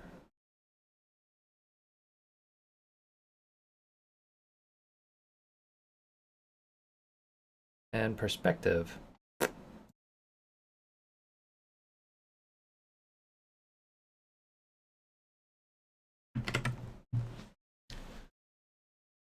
When this mode is enabled, a set of drop-down boxes will appear, which tracker relates to each corner of the rectangle. It has no effect when the merge control option is set to VG only. Oh, okay. But does it need a foreground? Loop.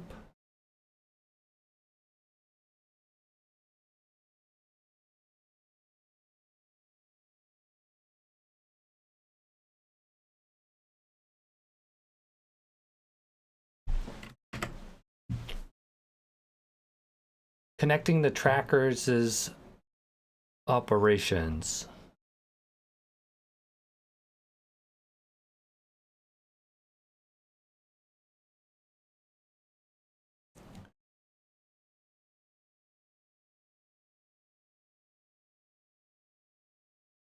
Oh, I want to do some of that. Actually, we did some of that the other day.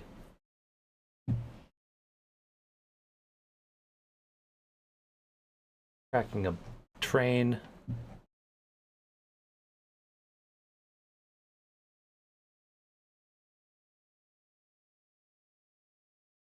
Tracking Switzerland.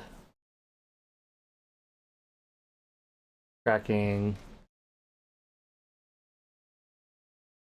a spot in like that. And then there's planner tracking. Okay. Well, I think I'm going to go head to break for 5 minutes. And we get back. I want to get through this in a day. So we might pick up the pace and skim a little more. But we'll see. 5-minute break. See how I feel when I get back from that. BRB.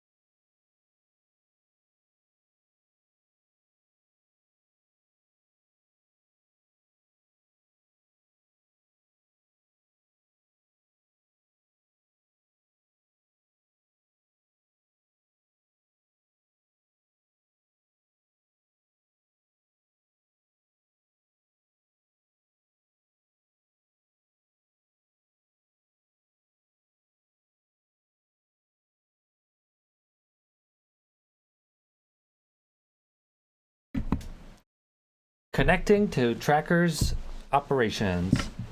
One of the most common applications for a track pattern is using the track's position or path to drive the position of another node's parameters. For example, tracking an eye in order to color correct the eye to blue using an effect mask. Oh yeah, that's what we did before with the elephant.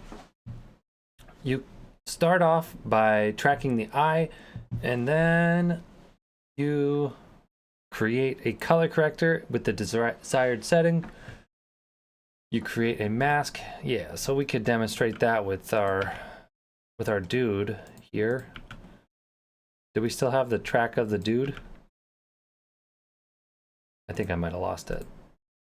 If I select that, where's which? Well, it doesn't matter. We could apply this to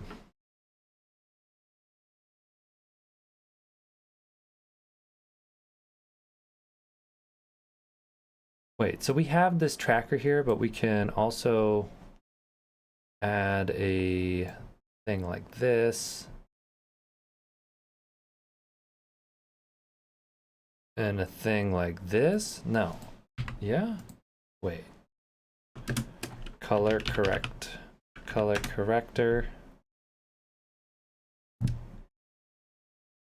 We boost the saturation and we merge it like this. Is that gonna work? I don't think this works like this. I don't think so. I don't think that's the way to do it. Is it? I don't really have...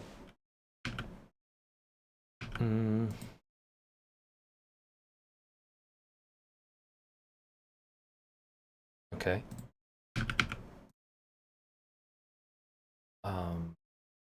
Resize.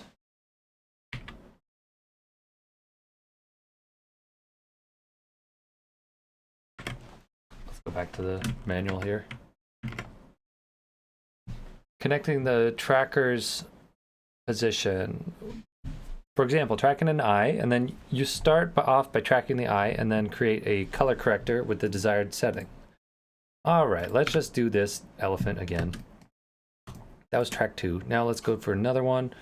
Edge detect, we can turn on with the tracker. Huzzah, there we go. We're gonna put this on the eyeball, and the red for sure has more. And okay, back forward. Great. And now we have, you can turn that off. We've got our data here. We want to combine it with, we want to attach, what do we do? In addition, okay, so you start off by tracking the eye and then create a color corrector with the desired settings. You create a mask in the shape of the eye and connect the tracker's position to the center of the mask. We did this yesterday. Seems it hasn't gone from the short term to the long term for me quite yet. You create a mask in the shape of the eye and then connect the tracker's position to the center of the mask. Okay, here's a mask. You know what? We're simplifying it. We could draw it like we did yesterday, or we'll just make an ellipse. Add a CC color corrector. Like that. And now if we color correct, we could do saturation. What's obvious?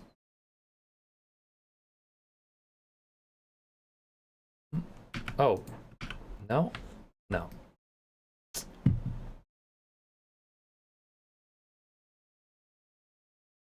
Maybe,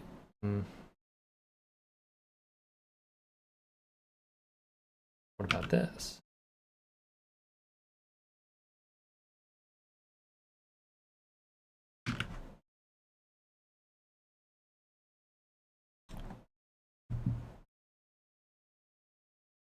Oh, match move.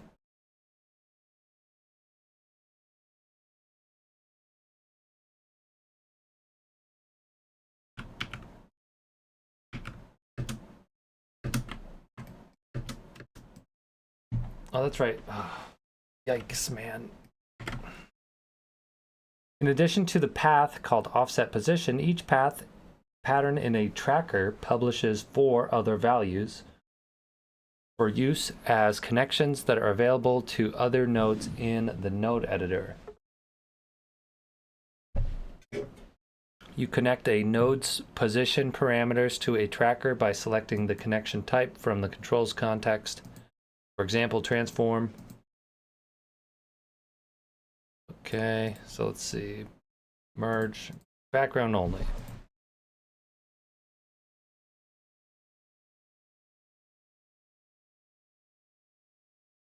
So the ellipse, we can go back here, place it, and then center XY, connect to tracker 3.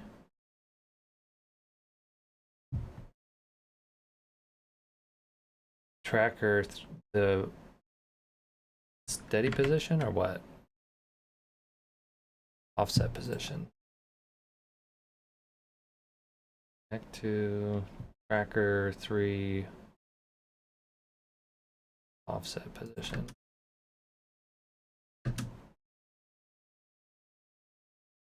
Huh?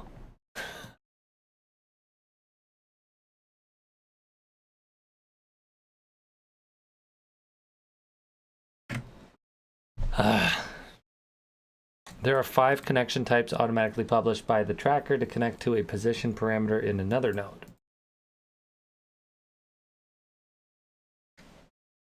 Man, I just didn't save enough juice in the day. Enough mental juice for this type of stuff right now.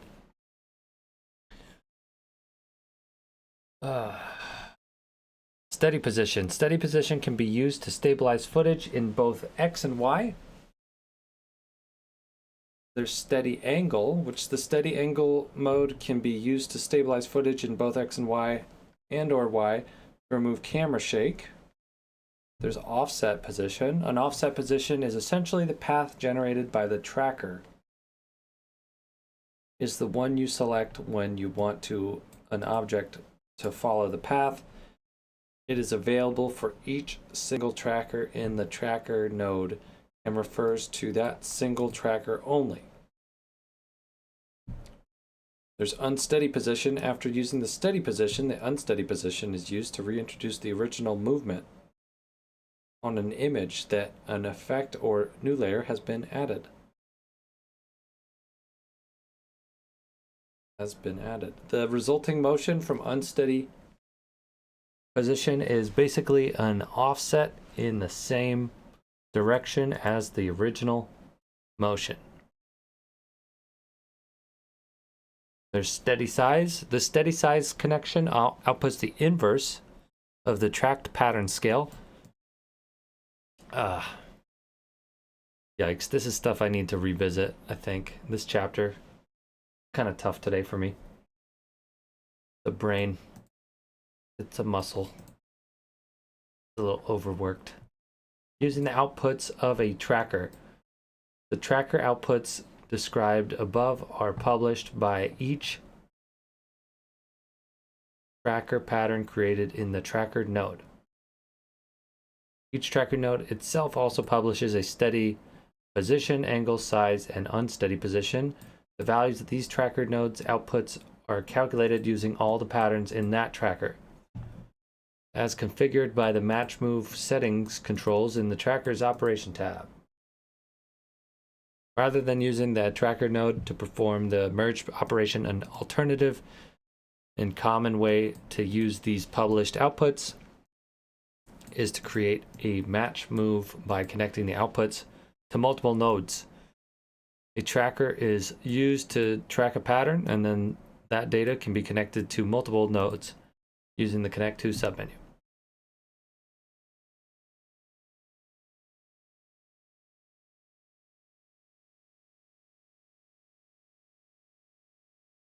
Connect To tracker steady position.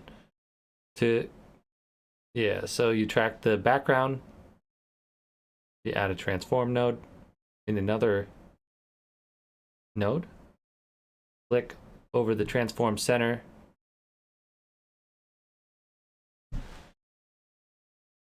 That's what I need to do here. Gotta transform.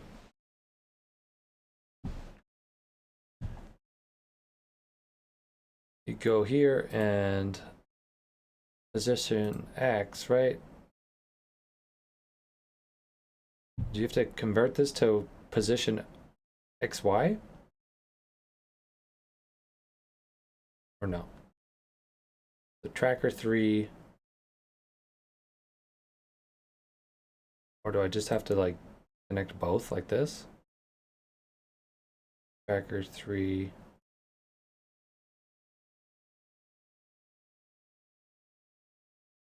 Okay, like that.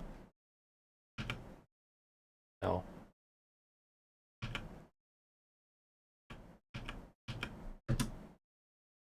Well, we got some tracking motion going in.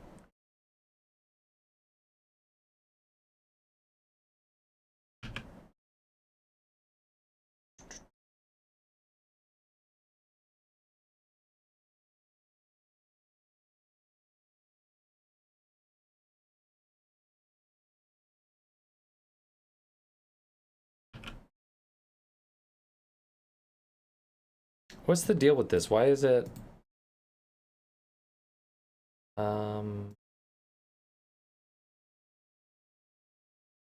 it also kind of offsets it when I connect. Connect to steady position. All right, so this is definitely going to be a revisit. I think I'm actually going to wrap it up because I feel like at this point where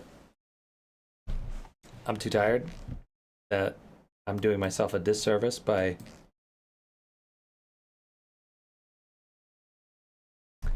covering this stuff, like only barely registering. So I think I'm actually going to pause it. I'm going to finish today right here. Are we? We're going to pause this. Let's take an overview. Yeah, this stuff, it's tracking. Tracking's like so crucial. And for me not to really have the energy to even set these up, I feel like that's a disservice to myself in the long run, to anybody listening. So I'm gonna pause here and pick up next time where we leave off right here on setting this up properly, because this is such important fundamental stuff. And then tomorrow is actually going to be a day off, which means I will be back in Tuesday, which is the 27th. So I'm going to log this to 1679. All right. Well, that's it. See you next time. Peace.